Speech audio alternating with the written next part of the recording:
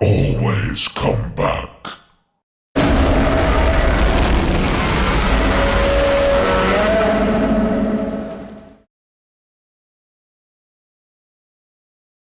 Shot like a rocket up into the sky. Nothing can stop me tonight. You made me feel invincible. Earthquake, powerful. Just like a tidal wave. You made me brave. You're my titanium fight song. Raising up like the roar of victory in a stadium. Who can touch me? 'Cause I'm who can stop me tonight? You make me. Welcome back, everybody. I am Sebastian Mammoth, and today for this video I am going to be doing a review on both of my Bandai Godzillas from Godzilla Minus One along with the Godzilla Minus One Lunchbox. I even have the Godzilla Minus One shirt I got on Christmas for this occasion, and I felt that it was a good choice, and I decided to wear it because I felt that it was time that I do a review on this stuff. So let's just get started. You probably all know the Ishkabibble. Make sure you like, subscribe, all that stuff. Let's get started. I'm gonna do the Lunchbox first because I am most interested in that one, so we'll save the Bandais for last. So, Gojis, out of the way, please. So, this is the Godzilla Minus One Lunchbox. As you can see on the front, it has one of the posters from the Godzilla Minus One trailers with Godzilla Minus One on it. This side has a very scary image of Minus One Goji. This side has a different one. Now, on the back, you get an image of Godzilla right here, roaring in Japan with the Godzilla Minus One logo. And on this top, it has minus 1.0. Oh, and on the bottom, it just has nothing but just Godzilla and the copyright information and Surreal Entertainment and blah blah blah. But this is mainly one of the lunchboxes I got for Christmas, and personally I haven't used this for making any lunches yet. But when you open it up,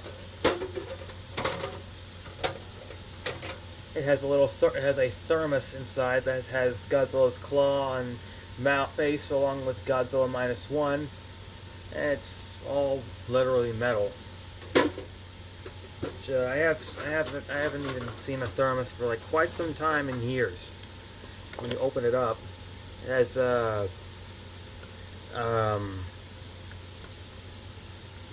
I'm not sure what this is supposed to be used for, but I know it's probably used for some kind of snack or something. When you open it up, that's where you can store in your drinks, where you can actually put in either apple juice, chocolate milk, or maybe water or some hot chocolate. I don't really know. Oh, it smells really good too. So, if you want to just put it back together, you can just put it back on, just like so. And you can even put it back into the lunchbox with quite ease. Just please be advised, do not attempt to dent this or break any pieces of the lunchbox, because this could damage it. You break it, you pay the price. But there's really not much I can say about this, other than you can either just use it for lunch or just put it on display, whatever you choose to do. So I don't really know or care. I really can't tell you what to do. But now, well, it's time we get to the Bandais. So let's start with Godzilla's first form. Ladies and gentlemen, here is now the Godzilla-saurus from Godzilla Minus One. The one Godzilla form that Toho literally did their best with hiding. Literally. Because all they showed was the final form of Godzilla. And I got this one last year for Christmas. And notice he does not have the tag. I took it off because if you all remember in one of my live streams, I did say that I did put his tag in a bag with the other Godzilla tags. Which it's right here with Kong with Battle Axe 2. But we're not focusing on him right now because this is not a GXK review. But anyways, up front, I don't think Godzilla's head looks too bad, but the eyes kind of look a bit weird. Just weird and very funny looking. Doesn't look bad with this eye. But when up front, though, it kind of looks pretty weird, and I can't even hold my laughter in. The detail's not bad either. So now, looking at the back, we can see his dorsal fins, and his legs, his little T-Rex arms, which I believe this one was inspired by the Godzillasaurus from Godzilla vs. King Ghidorah. I mean, it's been years since we've even seen a Godzillasaurus in a Godzilla movie. Up until right now. Looking at the bottom of his feet, it has the this one does not have the copyright information, but the other foot has some numbering, which I really don't want to read. But on the bottom, it also has another number and the copyright Toho trademark, which I really don't want to read any more of this. Articulation for this thing is quite simple. You can move his arms pretty much all the way around if you wanted to, and his feet you can move any way you want. But all he just wants to do is be on display or get played with. Which this Godzillasaurus figure is actually really neat. And it's honestly one of my favorite Godzilla -1 figures. But now it's time for my other favorite one. The one I got for Christmas. Let's get to Godzilla's final form from Godzilla -1. And here he is. Godzilla -1. My Christmas present from 2023, and it still has the tag on it, but it looks a bit bent, and I'm at the point where I should just probably take this off and put it with the bag of tags. But as you can see here, I got this Godzilla figure along with the Godzilla -1 poster. More specifically, this one for a early access fan event for a preview showing of Godzilla -1 in IMAX theaters. Written by this guy, Takashi Yamazaki, I think that's his name. Please don't correct me in the comments if I got his name wrong. Along with Godzilla -1, which came out on December 1st of 2023. A very special early Christmas present. That's nothing compared to this poster. I got this on Christmas. But anyway, back to the figure. Here is the tag with the 2023 Godzilla in 1962, still used for the 2023, and you can open this up to a bunch of Japanese writing which I clearly don't understand or can't read. Except for that, they used the old Godzilla logo or trademark there. And the back just shows the Godzilla -1 figure, Bandai Namco, Movie Monster Series, and Bandai.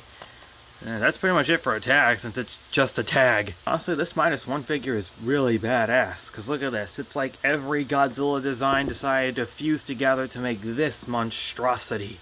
The head kind of reminds me of 2003 and 54 Godzilla. Not sure what's up with that gold on his skin, but I'm not even going to question it.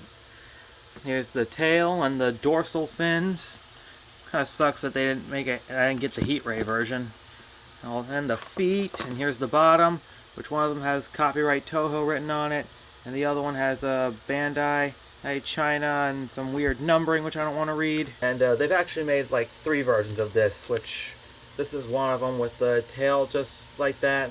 They even made one with the tail that just curves up, and they made one that poses exactly like the one on the poster. Which you can see it on Shinra Jira's channel if you want to. Articulation is pretty much just the same as Godzillasaurus. You can move his arms, which this one will have limited motion due to the tag's interference. Well, this one will not. The feet can pretty much move however you want it to move, just like the movie. And please don't try and turn the tail. So at first it looks like there's a tail joint, but there isn't. What? Well, there's a bit of articulation at the mouth, but not at the head. Blast. But overall, this was actually one of my favorite Christmas presents I got 2 Christmases ago, which was in 2023, 2 years ago today.